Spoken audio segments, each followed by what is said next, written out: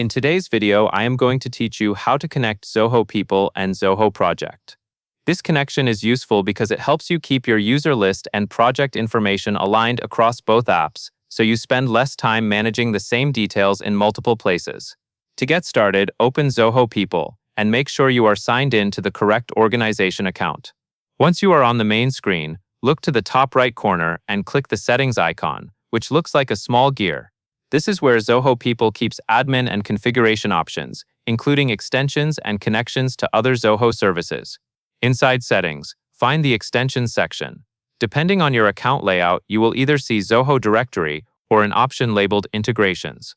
Click into that area. This is the hub where Zoho People can connect to other tools and manage shared services across the Zoho suite. Next, look to the left sidebar and click Zoho. This section is specifically for Zoho to Zoho connections, so it is where you will set up the link to Zoho Projects. Take a moment to scan the list of available Zoho applications. When you find Zoho Projects, locate the action button next to it. It may say Configure or it may say Connect, depending on whether you have set anything up before. Click that button to open the connection settings. At this point, you will see an option to enable syncing. Click Enable to sync users and project data. This is the key action that turns the integration on.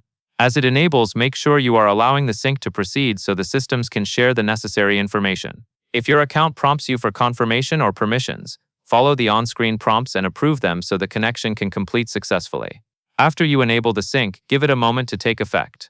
In many cases, the initial sync can take a short time, especially if you have many users or projects. Once it is enabled, Zoho People and Zoho Projects will be connected for user and project data syncing based on the integration settings available in your account. That covers everything you need to know.